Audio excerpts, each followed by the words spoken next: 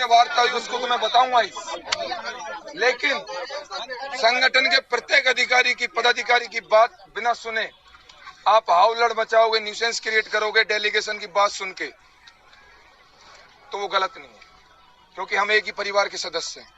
जो भी होगा मिल बैठ के बात करेंगे, लेकिन अनुशासन आपको बनाए रखना पड़ेगा। बिना माइक के अपन बात कर रहे हैं। साथियों, लगातार सचिवालय में अधिकारियों से मिलवाने की कोशिश की, लेकिन उन अधिकारियों से हम आए दिन मिल रहे हैं, वो आप देखते हो ना। हमें पता था उन अधिकारियों के पिटारे में क्या था। सबसे बड़ी बात यह है, मुख्यमंत्री जी से मिलने के लिए आपका संगठन 4 बजे पुलिस प्रशासन की परमिशन पूरी होने के बाद भी, और अभी भी परमिशनों की चिंता नहीं करता, 8 बजे तक आप यहाँ हैं, 7:15 बजे तक।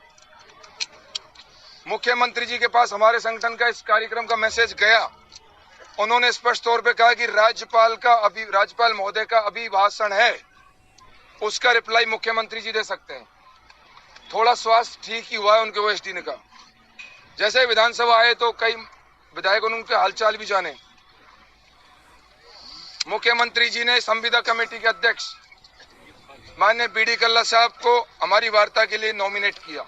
समय इसलिए लगा क्योंकि जब हम लोग पहुंचे तो मुख्यमंत्री जी का आना हुआ, तो मुख्यमंत्री जी जब तक बोल के नहीं चले जाएंगे संक्षिप्त रूप में सदन में, तब तक कोई भी मंत्री और विधायक वहां से एब्सेंट नहीं रह सकते।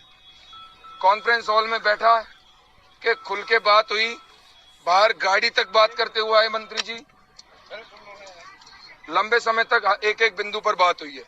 कैसे आपको स्थायीकरण और ग्रेड पे सरकार देगी आने वाले समय में, कैसे शीतलन वाले साथियों की क्या टेक्निकल इश्यू आ रहे थे, एक एक बिंदु पर बात हुई। शीतलन वाले साथियों की जो समस्या आई थी, एसीएस महोदय पीके गोयल साहब का रिटायरमेंट था, अंतिम महीने में हमारी फाइल को वो किसी भी सूरत में नहीं निकालना चाह रहे थे।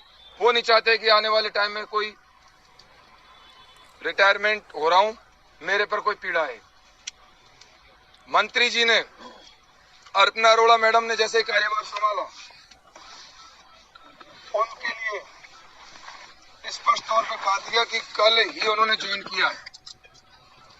ऑफिस टाइम में मैं उनको फोन करके, जब 13 जनवरी का वित्त विभाग का आदेश निकला हुआ है तो ये क्यों नहीं निकला, इसका मूल कारण क्या है, ये बात तो उन्होंने स्पष्ट रूप से कही कि मेरे जमाई ससुर है कुछ है, उनकी डेथ हो गई है, मुझे टीए की बैठक में जाना है, वरना आपके आदेश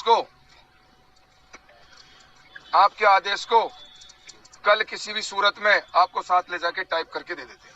लेकिन ऑफिस टाइम में मैं 100% शीतलन आदेश करवाऊंगा, ये मेरी जिम्मेदारी है, उन्होंने कहा। अब स्थायीकरण पर आ रहा हूं, इसलिए साथी सभी सुनना, उसके बाद में अपन स्थायीकरण के लिए उन्होंने कहा, बीडी कल्ला साहब हमारे लिए बहुत लकी रहे।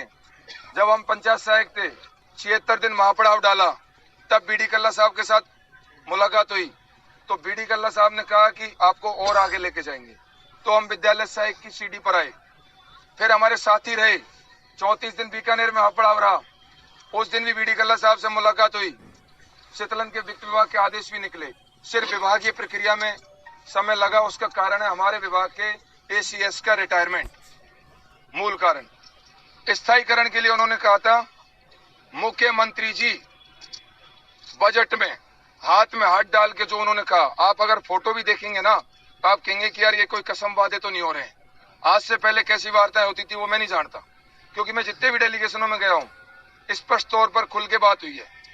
उन्होंने कहा कि बजट की बात को मेरे मुखारबिंद से नहीं बोल सकता, क्योंकि मुख्यमंत्री जी यहाँ तक आपको लेके आए, अनुभव किसी का जीरो कर नहीं रहे, बड़े बड़े मंच और मीडिया के माध्यम से जब स्वामी बोल रहे हैं। हमने कहा साहब 10,000 आज हमारे भाई बहन परिवार के साथ वहां बैठे हैं, वो सुनना चाहते हैं, आप बताइए कि 7 करोड़ राजस्थान की जनता भी सुनना चाहती है कि बजट में क्या है। कोई भी राजस्थान में 6 करोड़ 99,000 आदमियों को पता नहीं है, पता इन अधिकारियों को और हमको भी है, लेकिन हम इसलिए नहीं कह सकते कि मुख्यमंत्री जी के पास वित्त विभाग है और सदन में वही आपके लिए संविदा कर्मियों के लिए 1,10,000 की हमने स्थायी करने की बात की थी, नियमित करने की बात की। एक सिस्टम के तहत सबको सिस्टम में लाकर कैसे करेंगे, मुख्यमंत्री जी आपको 10 तारीख को बजट जो होगा उसमें आपके लिए बहुत कुछ लेकर आए।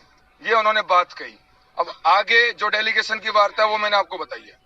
अब आगे हमारे संघर्ष के साथी भाई प्रवीण जी और भाई नरेंद्र जी दोनों आपको आगे बताएंगे। नहीं मैं भैया सुनो,